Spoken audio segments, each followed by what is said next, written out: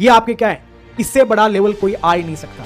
ये high level का प्रश्न है। क्या पहला, निसार मिशन में एल बैंड रडार नासा के स्पेस एप्लीकेशन सेंटर द्वारा तथा एस बैंड रडार इसरो के जेट प्रोपल्शन लैब द्वारा।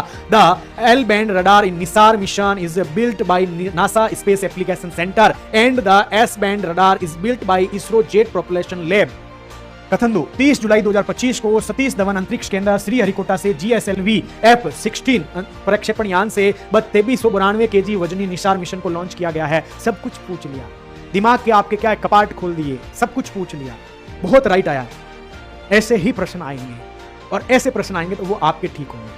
आगे क्या कहना चाहता है कि दोनों सही है क्या, दोनों गलत है क्या, पहला गलत है क्या, दूसरा गलत है क्या। अब आपको बताना इसका आंसर क्या होगा। आंसर आपका ए आ रहा है, सबका ए आंसर आ रहा है, ए आंसर आ रहा है, ओनली 2 आ रहा है, ओनली 2 आ रहा है, ओनली 2 कहां है, ओनली 2 ये रहा, ये रहा। अब आपका देखो सबके दिमाग कहां पे चले गए, ओनली 2 कैसे होगा। अब देखो इसको मैंने ऐसे सेट किया कि जो एल बैंड है वो तो आपका जेट से है और जो आपका एस बैंड है वो आपका इसरो वाला स्पेस एप्लीकेशन सेंटर से है। फर्स्ट स्टेटमेंट आपका रोंग है। क्या है, फर्स्ट स्टेटमेंट आपका क्या हो गया, रोंग हो गया। तो दोनों सही है क्या, नहीं, आपके दोनों गलत होंगे तो ये ऑप्शन बनेगा। पहला गलत है तो ये बनेगा, दूसरा गलत है तो ये बनेगा। तो पहला गलत है, इसका मतलब सी तो आंसर होगा ही होगा।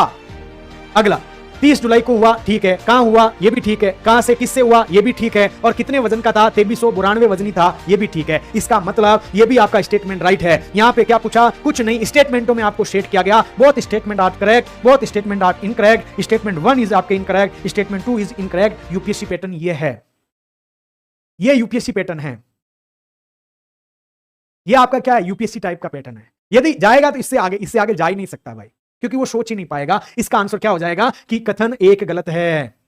आपसे नहीं पूछा सही कौन सा गलत कौन सा, सिर्फ ये पूछा है कि कथन 1 गलत है।